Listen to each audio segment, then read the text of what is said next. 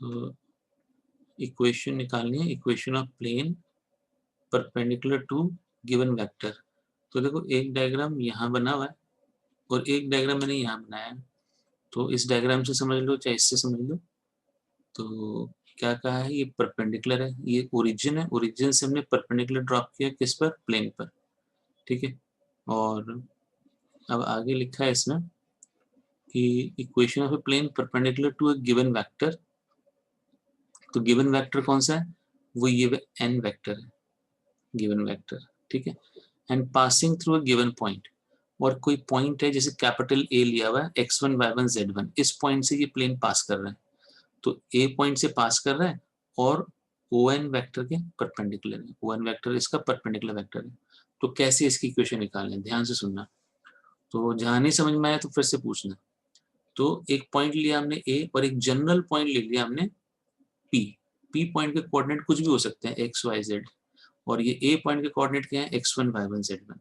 तो ये जो ए और पी दोनों कहाँ लाई कर रहे हैं, प्लेन के ऊपर लाई कर रहे हैं। ठीक है, और ये ओ एन क्या है, परपेंडिकुलर है प्लेन के। तो मुझे बताओ ए पी और ओ एन आपस में परपेंडिकुलर होंगे कि नहीं होंगे। तो हमने लिख दिया A P is perpendicular to N vector. ये बात डायग्राम और ये बात समझ में आ गई क्या। Yes sir. हाँ, तो अगर दो लाइंस परपेंडिकुलर होती हैं तो उनका डॉट प्रोडक्ट क्या होता है, जीरो होता है, क्योंकि इनके बीच में एंगल हो गया 90 डिग्री। तो ए पी डॉट एन क्या हो जाएगा, जीरो। ठीक है, ए पी डॉट एन क्या हो जाएगा, जीरो। मैं आपको बता दूं कि डॉट प्रोडक्ट अपन लिखते हैं, ए डॉट बी क्या होता है, ए डॉट बी होता है mod of A mod of B और कॉस थीटा। तो अगर दो वेक्टर परपेंडिकुलर हैं, एक वेक्टर ए है और दूसरा वेक्टर बी है, तो अगर ये दोनों परपेंडिकुलर है तो इनके बीच में एंगल क्या होगा, 90, और cos 90 क्या होता है, cos 90 जीरो होता है। तो इसलिए a डॉट बी क्या हो जाएगा, a डॉट बी भी जीरो हो जाएगा।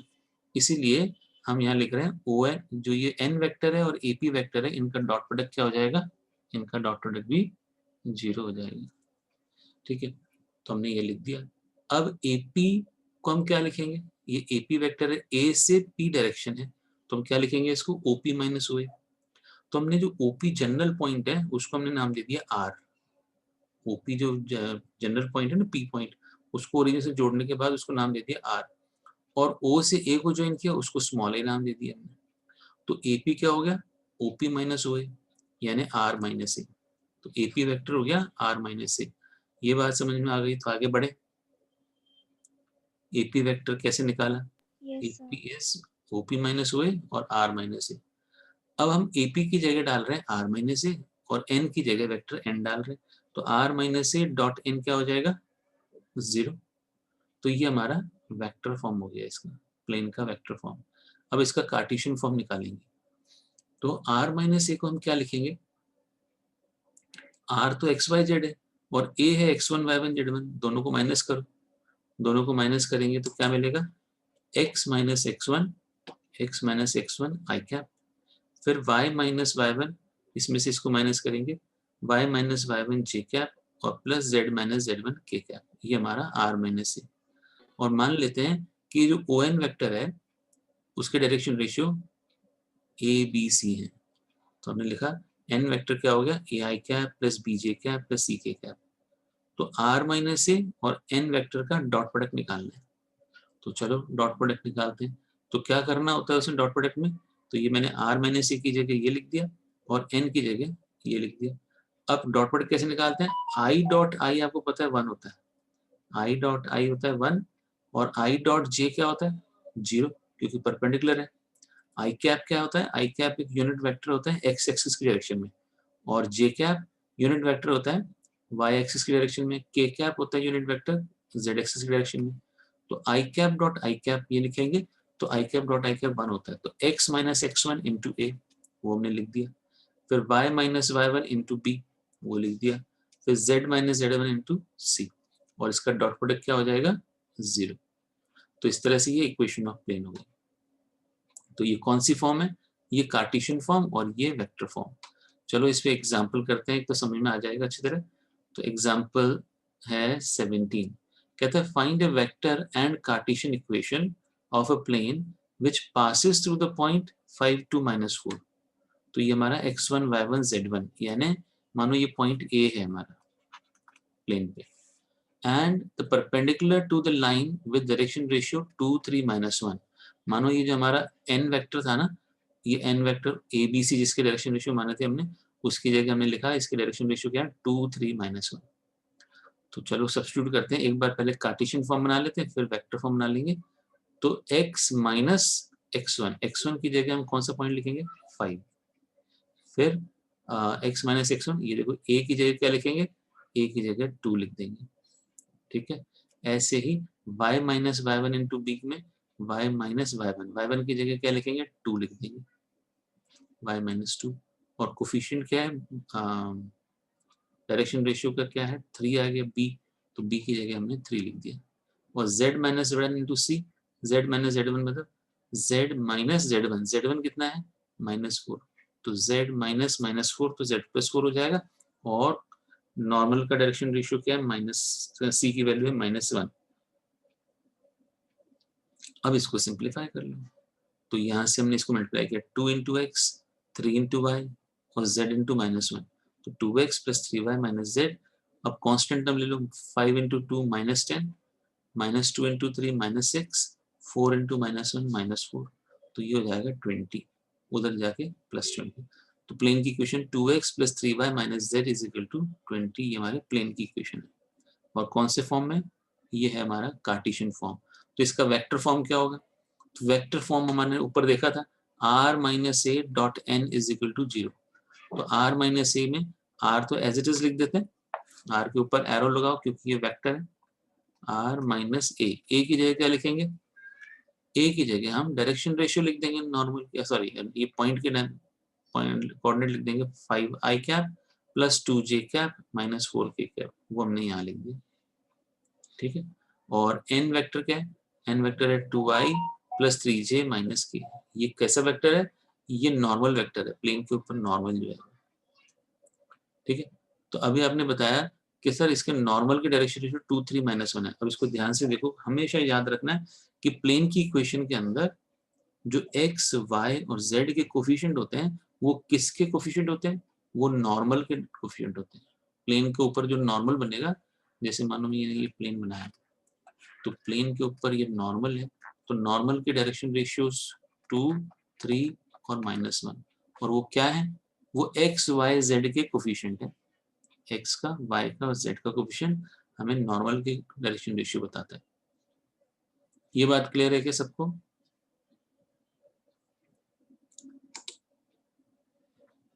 कोई डाउट इसमें कुछ पूछना हो?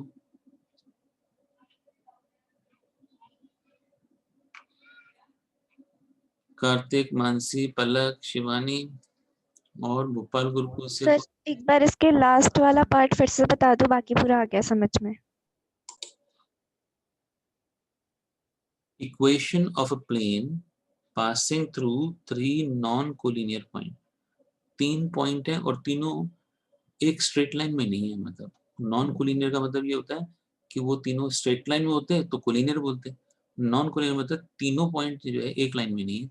तो हमने 3 पॉइंट कौन से लिए, देखो प्लेन पे आर एस और टी, आर एस टी, ये 3 पॉइंट इस प्लेन के ऊपर लिए हमने। और उनके कोऑर्डिनेट अगर लिखना चाहो तो आर के कोऑर्डिनेट है x1 y1 z1, ठीक है। एस के कोऑर्डिनेट है x2 y2 z2 और टी के कोऑर्डिनेट है x3 y3 z3। तो ये एक ट्रायंगल बन गया, और ये ट्रायंगल किस पे बना है, इस प्लेन के ऊपर, और हमें इस प्लेन की इक्वेशन निकालनी है। तो हमने इनको आर एस और टी को हमने ओरिजिन से ज्वाइन कर लिया, ओरिजिन हमारा यहाँ पर है। तो ओ से आर ये मैंने पोजीशन वेक्टर दे दिया, इसका नाम ए। ओ से एस उसका नाम दे दिया बी। ओ से टी उसका नाम दे दिया C. O R, O S, O T, A B C, ये पोजीशन वेक्टर है इनके। अब है ना, हमें नॉर्मल नहीं दिया हुआ, प्लेन का नॉर्मल के डायरेक्शन रेशियो चाहिए हमें, तो हमने खुद बना लेना है इसको, खुद ही हम बना लेंगे नॉर्मल। कैसे बनाएंगे? सर हाँ बताओ। सर एक बार डायग्राम दोबारा बना लो, इसमें कुछ समझ नहीं आ रहा। हाँ मुझे भी ऐसे लग रहा है कि कोई बोले तो मैं बनाऊं ना। तो बताओ, एक मैंने प्लेन बना दिए और प्लेन के ऊपर 3 पॉइंट लेने हैं और तीनों पॉइंट कैसे होने चाहिए, नॉन कोलिनियर होने चाहिए, मतलब एक सीधी लाइन में नहीं होनी चाहिए। तो मैंने 1 2 और 3, ये 3 पॉइंट ले लिए। इसका नाम दे दिया R, इसका नाम दे दिया S, इसका नाम दे दिया T। अब R पॉइंट के कोऑर्डिनेट हमने मान लिए x1 y1 z1। ठीक है, ये तीनों पॉइंट एक सीधी लाइन में नहीं है, अलग अलग जगह है। और S के कोऑर्डिनेट मान लिए मैंने x2 y2 और z2।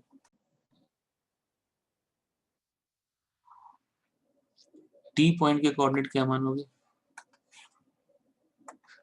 T पॉइंट के कोऑर्डिनेट बताओ। T पॉइंट के कोऑर्डिनेट मान लेते हैं हम x3 y3 और z3। ठीक है, तो ये 3 पॉइंट है। अब तीनों को हमने ओरिजिन से जोड़ना है। ओरिजिन कहाँ मान ले, कभी मान लो मैंने नीचे मान लेता हूँ, यहाँ पर है, ये ओरिजिन है। तो R को O से ज्वाइन कर लो, तो मैंने R को O से ज्वाइन कर लिया। फिर ऐसे R को S से, S को O को, ओरिजिन को S से भी ज्वाइन कर लेते हैं, ओरिजिन को T से भी ज्वाइन कर लेते हैं।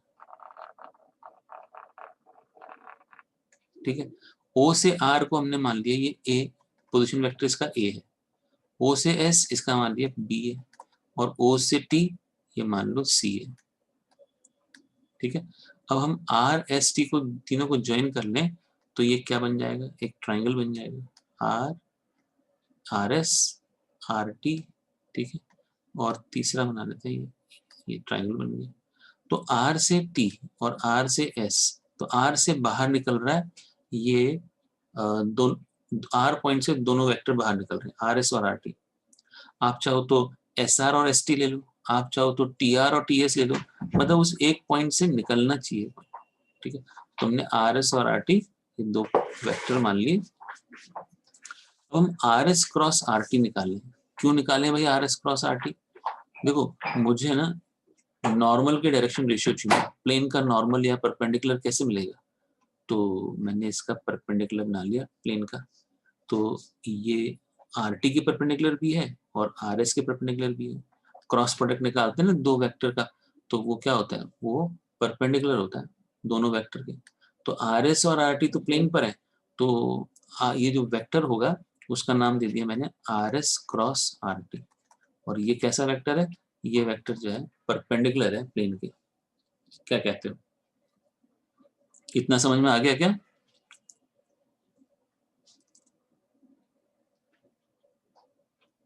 कुछ नहीं समझ? हाँ, इसमें कोई बात नहीं समझ में आई तो पूछ सकते हो अभी भी। उसके बाद आगे बढ़ते हैं। एक पॉइंट P लेना चाहता हूँ मैं, कहीं भी ले सकते हो। तो मैंने यहाँ P ले लिया, इसका नाम दे दिया P। ये कहीं भी ले लो प्लेन पे, और उसको जनरल कोऑर्डिनेट है, तो इसका जनरल कोऑर्डिनेट हमने x y z नाम दे दिया। और कभी भी हम जनरल कोऑर्डिनेट लेते हैं ना, तो उसको हम r वेक्टर से नोट करते हैं, उसका पोजीशन वेक्टर r मान लेते हैं। अगर मैं इसको ज्वाइन कर दूं किसके साथ, ओरिजिन के साथ, ये मैंने ओरिजिन से ज्वाइन कर दिया, तो इसका नाम दे दिया मैंने r। तो मैंने कौन कौन से वेक्टर का नाम क्या क्या दिया है, तो ओ आर का नाम तो दिया है मैंने A, और ओ एस का नाम क्या दे दिया है B, और ओ टी का नाम क्या दे दिया है, ओ टी का नाम दिया है C, और ऐसे ओ पी वो तो जनरल वेक्टर है तो उसका नाम R दे दिया। ठीक है, और मैंने आपको बताया कि R S cross R T, R S cross R T ये वेक्टर कैसा है, परपेंडिकुलर है प्लेन के perpendicular, is perpendicular to plane. ठीक है, और अब एक और बात बताऊं मैं आपको कि आरपी वेक्टर कैसा है, आरपी, सॉरी आरपी लिखना चाहिए। तो आर भी प्लेन के ऊपर है और पी भी प्लेन के ऊपर है, तो आरपी पूरी एक लाइन जो है वो प्लेन के ऊपर होगी ना, तो RP lies on the plane. तो क्या कहोगे, R S cross R T तो परपेंडिकुलर है और आरपी प्लेन पे लाई कर रहे हैं, तो क्या मैं इनका डॉट प्रोडक्ट निकाल सकता हूँ, आरपी और dot are S cross R T. R S cross R T एक वेक्टर मानो जो कि परपेंडिकुलर है, तो बताओ इनका डॉट प्रोडक्ट क्या होगा, आपस में ये दोनों परपेंडिकुलर होंगे ना, आरपी और ये वाला वेक्टर इसका नाम है RS क्रॉस RT। तो ये अगर परपेंडिकुलर है दोनों तो इनका डॉट प्रोडक्ट क्या होगा, कोई बताएगा? 0। हाँ बिल्कुल सही है, 0 होगा। तो यही हमारी इक्वेशन बनाएगी, इसी से इक्वेशन आएगी। तो चलो साथ में लिखते हैं। मुझे आप बताओगे कि जैसे मैं वेक्टर लिख रहा हूँ ए बी वेक्टर लिख रहे हैं, तो ए से शुरू हो रहा है और बी पे खत्म हो रहा है, तो इसको हम लिखते हैं OB माइनस OA, ऐसे लिखा करते हैं। ठीक है, इसी तरह से मुझे RP लिखना है, तो RP को क्या लिखूं मैं? OP माइनस OR लिख दूं क्या? OP minus O। हाँ, और OP की जगह मैं R लिख देता हूँ, और OR की जगह अभी ऊपर देखो मैंने बताया था A मान लो इसको। फिर डॉट डॉट लगा देते हैं ब्रैकेट में। RS की जगह क्या लिखूं? RS को बताओ, बोलो। OS minus OR। OR, very good. और यहाँ पे OS तो क्या है? OS है हमारा B। B, और OR क्या है? A, तो ये B माइनस A हो गया। ठीक है, और साथ में क्रॉस लगा दो बीच में, क्योंकि क्रॉस प्रोडक्ट है। और RT क्या होगा बताओ? RT बताओ। OT minus O। OT minus OR, very good. OT क्या है? OT है हमारा C। हाँ, और OR था हमारा A। तो ये हमारा 0, ये हमारा हो गया वेक्टर फॉर्म। इसको हम वेक्टर फॉर्म बोलेंगे।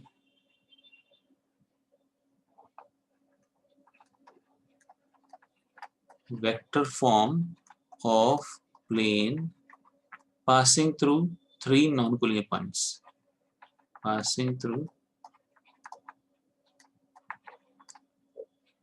ठीक है, 3 non-collinear points।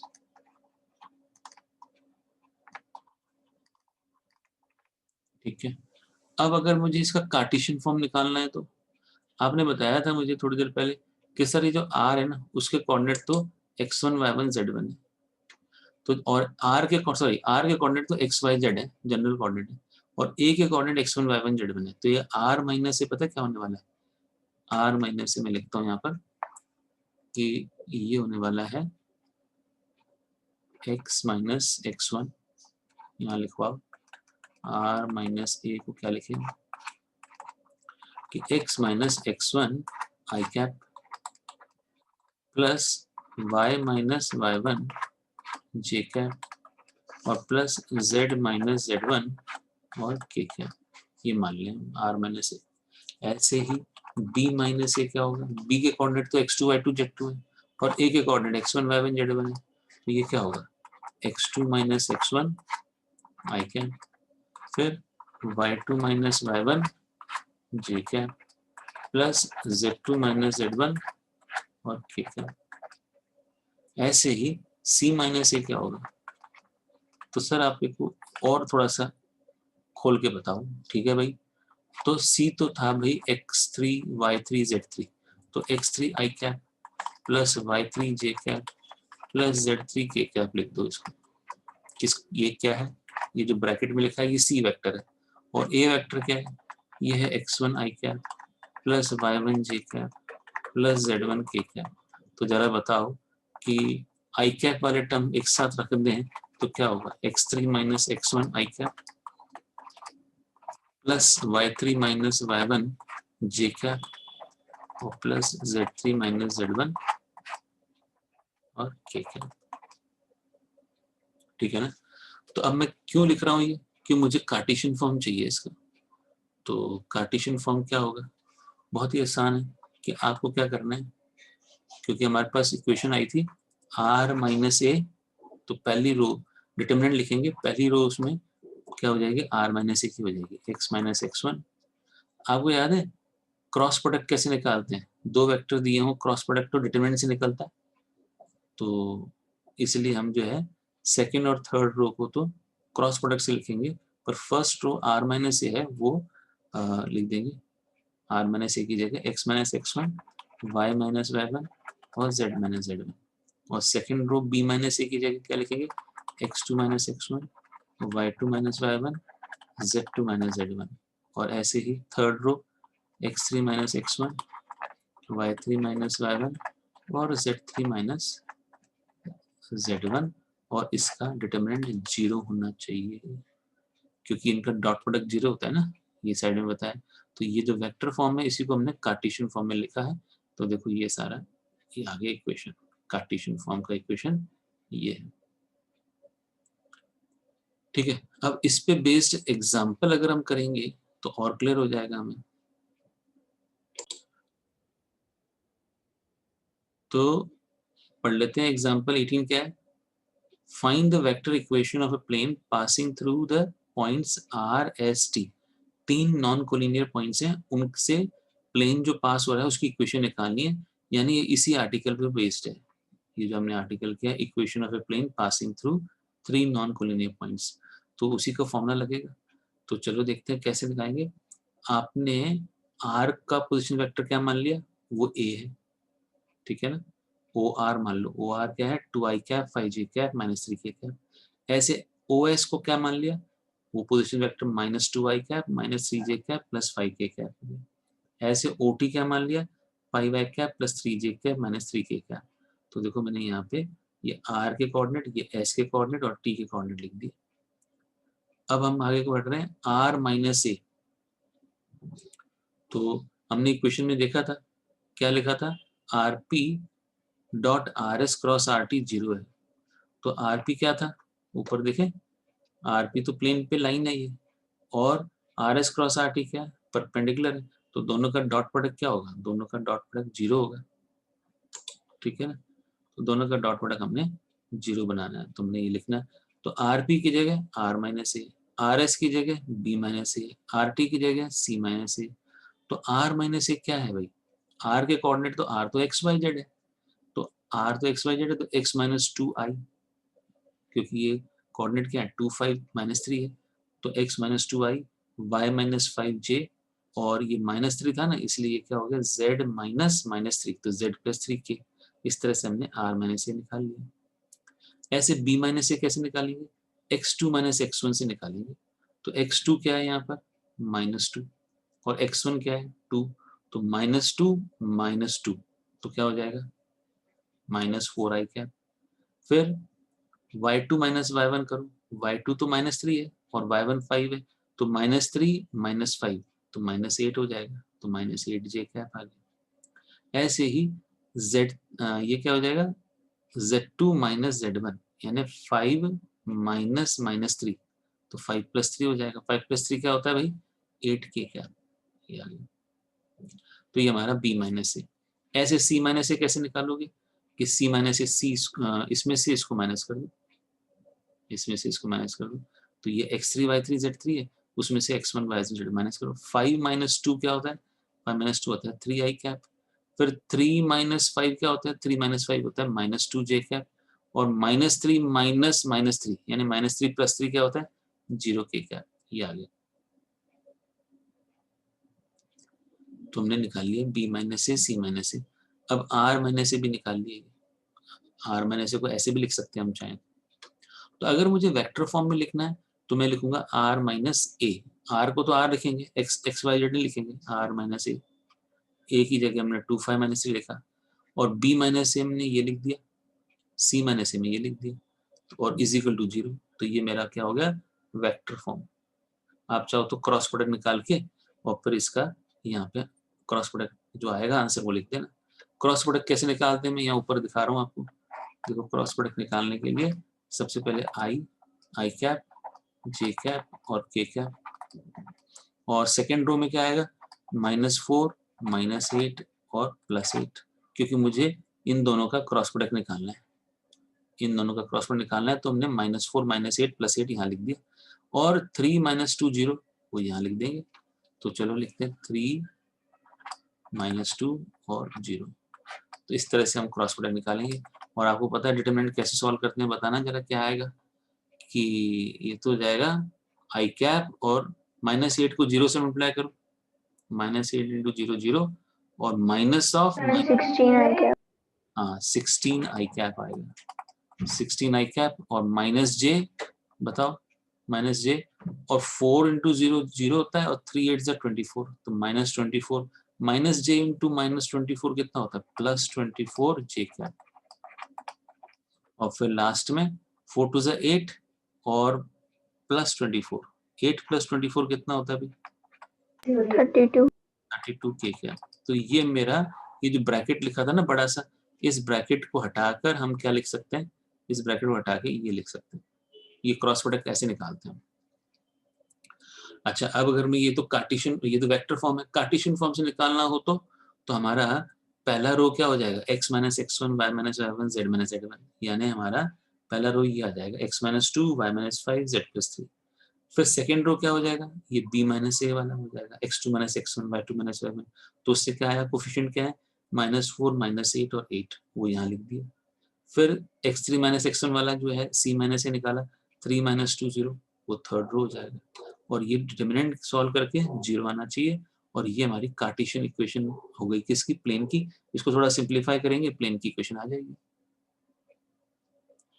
ठीक है, इसको थोड़ा सिंप्लीफाई करेंगे तो प्लेन की इक्वेशन आ जाएगी।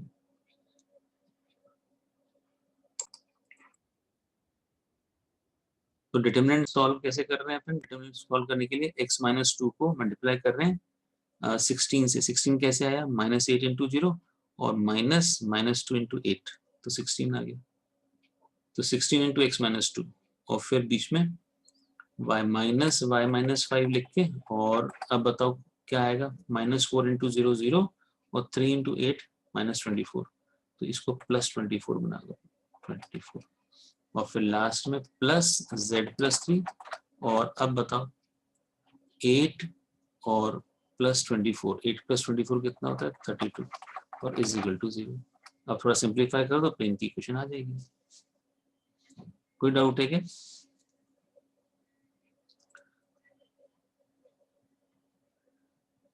No sir. अब हम निकालेंगे next equation, intercept form of the equation of a plane. Intercept form क्या होता है, देखो ये हमने 2D में पढ़ा था 11th क्लास में, कि अगर ये हमारी एक स्ट्रेट लाइन है और x एक्सिस पे इंटरसेप्ट a बन रहा है, y एक्सिस पे इंटरसेप्ट b बन रहा है, तो उसमें 2D में हमने पढ़ा था कि इंटरसेप्ट फॉर्म होती है x upon a plus y upon b is equal to 1। इसी तरह से 3 डायमेंशनल ज्योमेट्री में देखो ये प्लेन है, इस प्लेन ने x एक्सिस को यहाँ पे a पे काटा है, या मानो कौन सा पॉइंट है, p पे काटा है। p के कोऑर्डिनेट क्या हो गए, a 0 0, क्योंकि ये x एक्सिस है, x एक्सिस में तो y और z 0 होता है। ऐसे q पॉइंट पे काटा है, y एक्सिस ने काटा है, तो वो हो गया 0 b 0। और इस प्लेन ने z एक्सिस को कहाँ काटा है, r पे काटा है, उसके कोऑर्डिनेट है 0 0 c। तो x के नीचे a, y के नीचे b और z के नीचे c इज इक्वल टू 1। ये हमारा इंटरसेप्ट फॉर्म हो जाएगा। तो चलो हमने ना जनरल इक्वेशन एज्यूम कर ली प्लेन की, ax plus by plus cz plus d is equal to 0। ये प्लेन की जनरल इक्वेशन है। तो सबसे पहले इसको इंटरसेप्ट फॉर्म में चेंज करने के लिए d को ले जाओगे उस तरफ, तो d को जब उस तरफ ले जाएंगे तो हो जाएगा माइनस डी। पर हमको तो राइट साइड में 1 चाहिए, तो क्या करेंगे, दोनों तरफ माइनस डी से डिवाइड कर दो। तो दोनों तरफ माइनस डी से डिवाइड कर दिया, तो ये हो गया A X upon minus D, B Y upon minus D, C Z upon minus D is equal to 1। पर हम चाहते हैं जो ऊपर x है ना वो अकेला रहे, a भी नहीं रहे, तो हम a को नीचे ले जाएंगे माइनस डी के नीचे, तो लिख देंगे x upon minus D upon A, Y upon minus D upon B, और z upon minus D upon C is equal to 1। तो इस तरह से माइनस डी अपॉन ए को स्मॉल ए लिख दिया, माइनस डी अपॉन बी को small B, minus D upon C को स्मॉल सी। ठीक है ना, तो ये हो गया हमारा इंटरसेप्ट फॉर्म। अब इस पे बेस्ड एक क्वेश्चन करो, 19 बहुत आसान है। Find the equation of a plane with intercept 2 3 4 on x y and z axis. x axis पे इंटरसेप्ट तो क्या बन रहा है 2, तो ये a की जगह 2 लिख दो। y एक्सिस पे इंटरसेप्ट 3 बन रहा है, तो b की जगह 3 लिख दो। z एक्सिस पे इंटरसेप्ट बन रहा है 4, तो आप यहाँ 4 लिख दो। एलसीएम क्या होगा 2 3 4 का, 2 3 4 का एलसीएम है 12, तो यहाँ पे मल्टीप्लाई करोगे 6x प्लस 4y, और उसके बाद 3z इज इक्वल टू 12। इस तरह हमारी प्लेन की इक्वेशन आ गई। वैसे इंटरसेप्ट फॉर्म तो यही है, बाकी सिंप्लीफाई करके हम प्लेन की इक्वेशन सिंपलेस्ट फॉर्म में ऐसे लिखते हैं। अब नेक्स्ट आर्टिकल,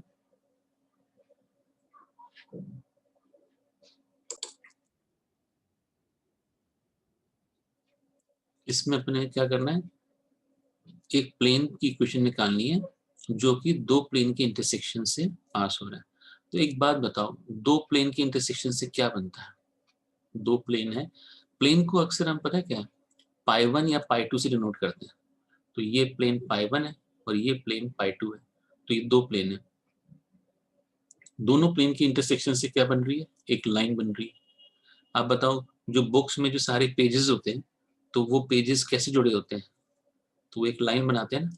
मानो ये बुक है, तो ये बुक है तो उसके बीच में ये पेज आपस में जुड़े हुए हैं, बाइंड किए हुए हैं, सॉरी, तो ये लाइन बनती है, ठीक है ना। तो इसी लाइन से कितने पेज जा सकते हैं? ऐसे इनफाइनाइट पेज जा सकते हैं। अगर बुक में देखो तो बहुत सारे पेज होते हैं, तो दो प्लेन के इंटरसेक्शन से खूब सारे प्लेन बनते हैं, ठीक है। तो हमें उस प्लेन की इक्वेशन निकालनी है, plane passing through the intersection of two given plane. तो प्लेन को अक्सर हम पाई 1 से प्रेजेंट करते हैं। तो हमने अभी देखा था प्लेन की इक्वेशन क्या होती है, R dot N cap is equal to D one.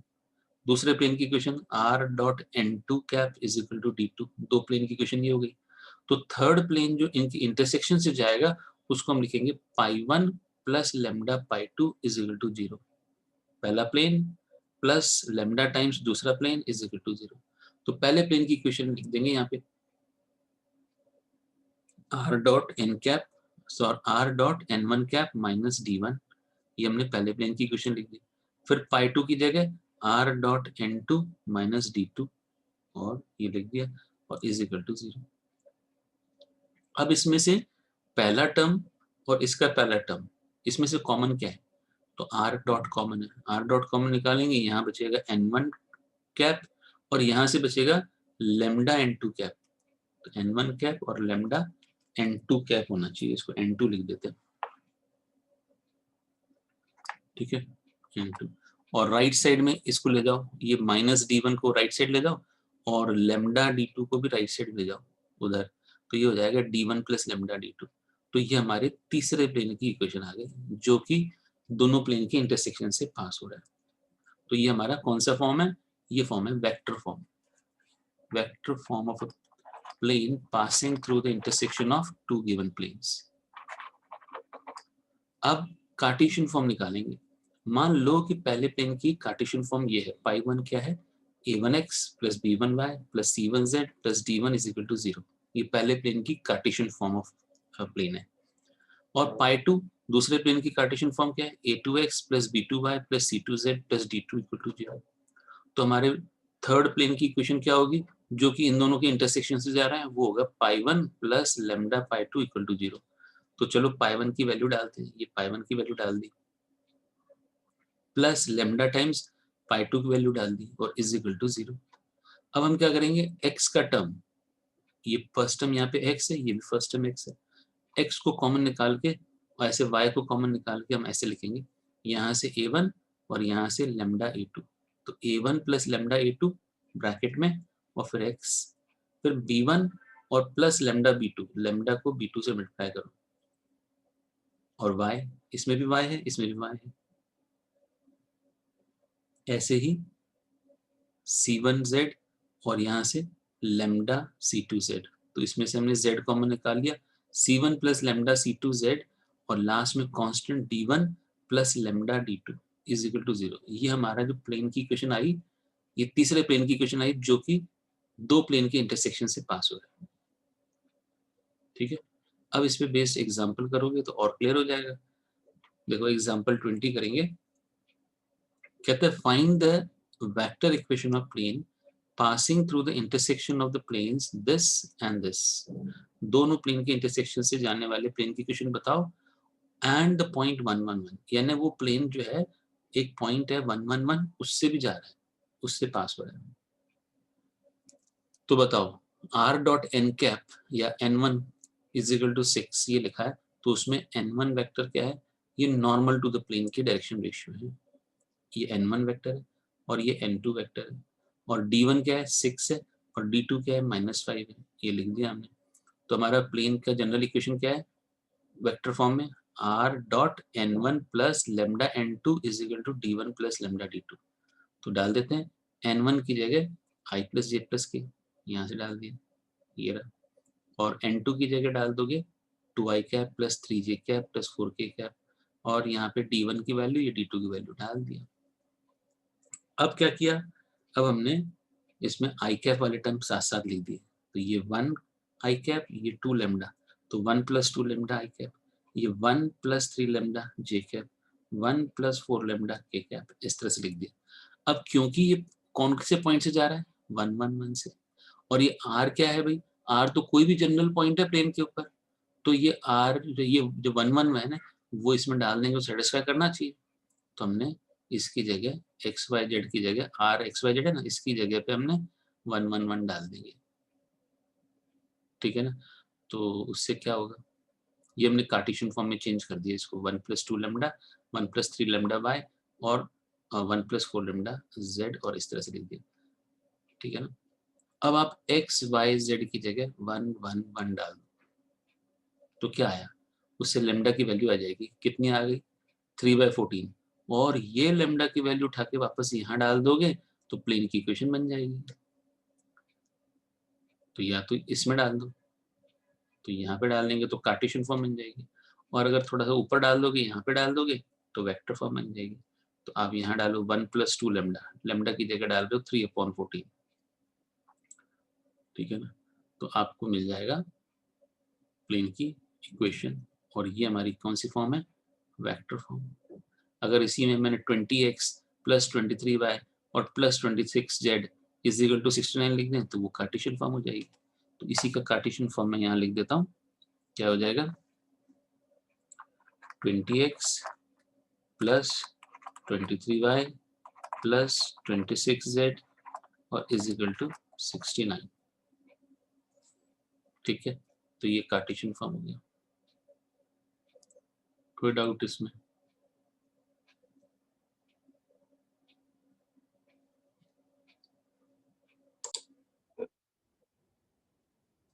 तो भाई आपका होमवर्क क्या हुआ, क्वेश्चन नंबर 1 से लेकर 10 तक, एक्सरसाइज 11.3 1 से 10 क्वेश्चन कर लोगे आप, ये आज आपका होमवर्क है।